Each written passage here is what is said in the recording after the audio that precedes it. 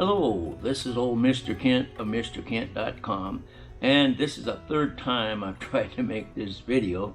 we'll see if the third time's a charm. But anyway, I'm in my son's shop. This is an old Bronco that he's been working on. He replaced the axles that were bent, believe it or not. So it's been through some rough times, it seems like. But what I want to talk to you about today is I don't know if you carry these on the back of if you have a rack on your e-bike and you carry one of these to put stuff in. I've replaced this one with these here that I like better. And then this one here, I'm just going to use it as an example. What I did, these here, nobody, unless they come along with a knife, they can't steal this off of my rack, okay? And I'll show you why. I'll come around to the other side of my bike here, and we'll take a look. Okay, these fasten on, excuse me, these fasten on with these kind of belt clips, and like that. And, you know, they go underneath the rack, and then you tighten them up and fasten them on. The only problem is, I'm going to cough here for a second. The only problem is, if somebody wants to steal this and have one for themselves, all they have to do is reach underneath of the rack, pinch that, and pull them apart, and they've got themselves whatever you had in there. Plus, they've got themselves a new carrier. So, what I have done on my new ones, and I never thought of it until recently, if you pull those apart, and then I've got a couple of zip ties here. Don't really need two. Okay, a zip tie, just a simple zip tie, and there's a gap right there, and there's usually a gap over here, but this is not too good. So this will work right here. So what you do, it takes a little effort because you got to reach underneath the rack, is you slide a zip tie. Come on, get in there, and then bring it around to anywhere over here, or in this case with this one, I can come right up through there, and then snap them together, pull it tight, and then you snip this off with a pair of wire cutters or scissors or something. Now, if you try to pull that apart, it's not going to come apart. So the only way they're going to steal this is to cut it with a knife, and then they won't have it. I'm sorry about my throat. Anyway, that's the only way they're going to steal it. Now they can't steal it because they can't pull it off and then have it for themselves. So anyway, that's a little preventive measure that I thought up. Probably somebody else thought it up first, but that's going to keep people from stealing your carrier pouch. And and also I can't show you. My locks are all put away, but they make little luggage.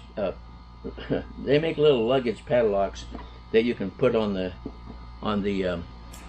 zippers, and then if they want to try to unzip it and open it, they can't because it's got lock on the zipper, of course. Now there's a second part to this video, and it's here in the shop, but I did that a couple of days ago, and it's not the best quality. I'll have to doctor it a little bit, maybe make it brighter.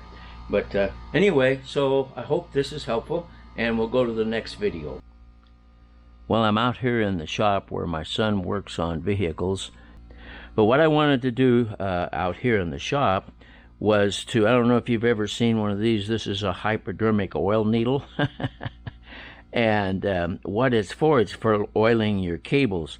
If you have an e-bike, it very likely has stainless steel cables in the brakes and other items, but if you don't have stainless steel, then over time they're gonna, especially if you live in a damp climate, they're gonna rust.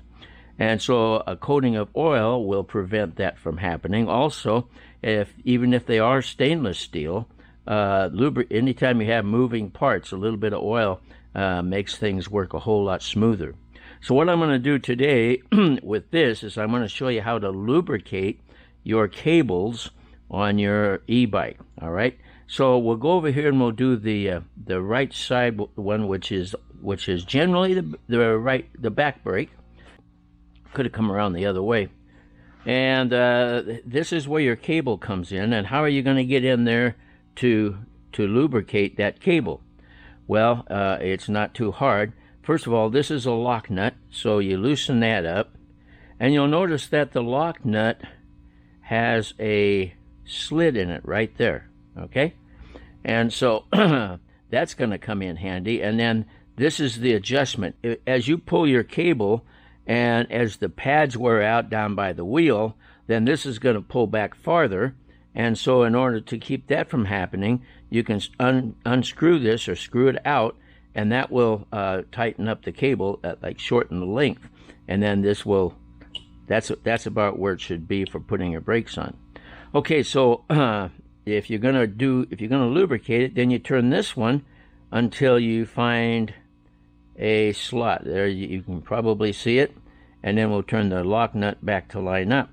So there's the cable in there, and maybe you can see it move. And so what we're going to do is we'll take by the way, I'll put a link in the description on where I got this. I got it from where else? Amazon. And so there's the hypodermic. It's a little thin tube, and I'll put this in my pocket here so I don't lose that. And so this tube then slides along through here and goes down into, as you can see, it's going down, maybe you can see. We'll get it down there. And in next to the cable, try to get into the sheath next to the cable, and then you just squeeze some oil in there. Okay? And don't know how much we got in there, but we got some anyway. Let's make sure, just squeeze it again. There, I saw that go that time. Maybe you did too. Okay, so then when we finish, now we got to put this back like it was, and pointing straight down is not a bad idea, because that way that keeps dust and dirt out of it.